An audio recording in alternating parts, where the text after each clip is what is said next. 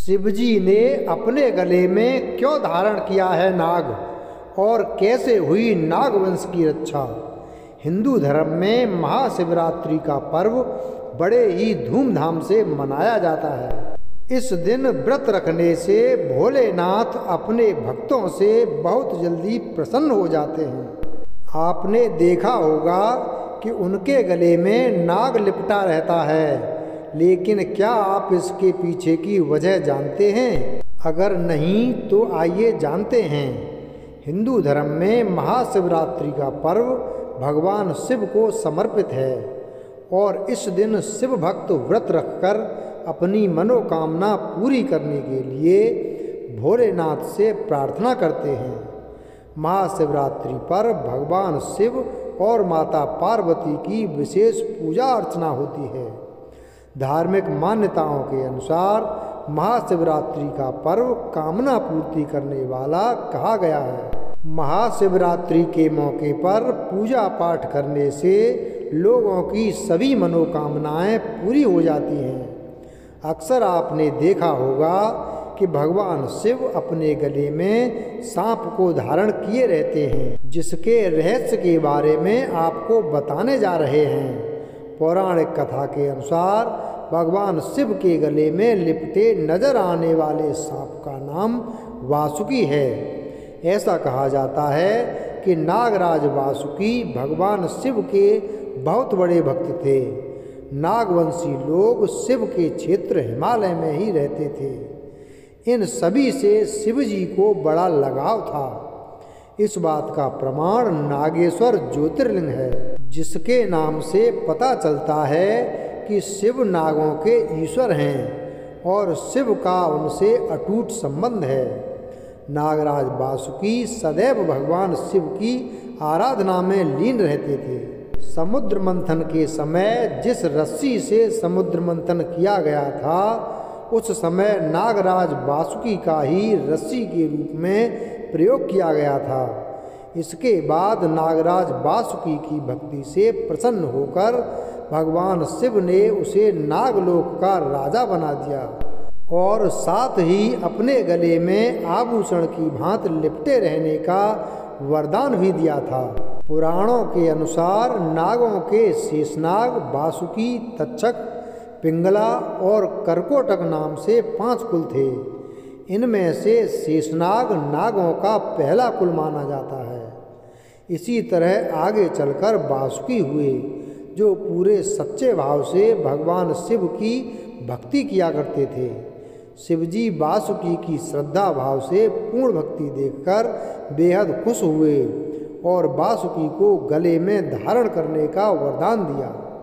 शिव की भक्ति से मिले इस वरदान के कारण ही एक सांप भगवान शिव के गले में लिपटा हुआ नजर आता है। ऐसी मान्यता है कि महाशिवरात्रि के दिन पूरे श्रद्धा भाव से भगवान शिव की पूजा अर्चना की जाती है। ऐसा करने से शिव भगवान को खुशी मिलती है और वो अपने भक्तों को सुख समृद्धि का आशीर्वाद देते हैं। महाशिवरात्रि के दिन महादेव की विधान से पूजा अर्चना करने से कुंडली से काल सर्प दोष से मुक्ति मिलती है और जीवन में हमेशा सुख समृद्धि बनी रहती है और किसी भी परेशानियों का सामना नहीं करना पड़ता। अब आइए जानते हैं कि जन्मेजय द्वारा सर्प यज्ञ में भस्म कर दिए गए नागों के नागवंश की कैसे और किसने की रक्षा। जन्मेजय पांडवों के पौत्र राजा परीक्षित के पुत्र थे। तक्षक नाग से पिता की मृत्यु का बदला लेने के लिए उन्होंने सर्प यज्ञ किया था। एक ज्ञानी बालक आस्तिक ने तक्षक सहित बाकी बचे नागों की रक्षा की थी। महाभारत में राजा जन्मेजय की कथा काफी प्रसिद्ध है। वे पांडवों के पौत्र राजा परीक्षित के पुत्र थे, जिन्होंने तक्षक नाग से पिता की मृत्यु का बदला लेने के लिए सर्प यज्ञ किया था। उस यज्ञ में सृष्टि के सभी सांप जलकर भस्म होने लगे थे। फिर एक ज्ञानी बालक आस्तिक ने तक्षक सहित बाकी बचे नागों की रक्षा की थी। आज हम आपको वही कथा बता रहे हैं। राजा जन्मेजय के पिता राजा परीक्षित एक समय शिकार खेलते हुए ऋषि समीक के आश्रम में चले गए थे। वहाँ ध्यान मग्न समीक ने उन पर ध्यान नहीं दिया तो गुस्से में परीक्षित उनके गले में मरा सांप डालकर लौट आए। जब उनके पुत्र ऋषि श्रृंगी को इसका पता चला तो उन्होंने परीक्षित को 7 दिन में तक्षक नाग के काटने से मृत्यु का श्राप दे दिया। इसके बाद राजा परीक्षित ने 7 दिन भागवत सुनते हुए अंतिम दिन तक्षक नाग के काटने से मृत्यु को प्राप्त किया। जब जन्मेजय राजा हुए तो मंत्रियों से ये कथा सुनकर उन्होंने तक्षक सहित सभी नागों को भस्म करने का संकल्प लेकर सर्प यज्ञ किया।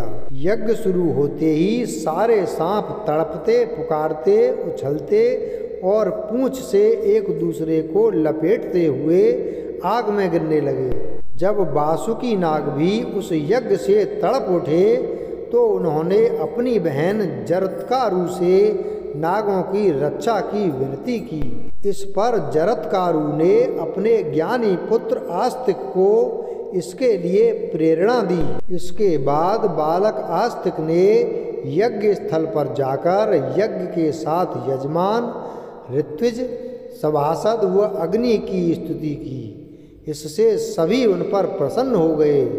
उसी समय यज्ञ की आहुतियों से तक्षक नाग भी इंद्रदेव के साथ वहाँ प्रकट हो गया।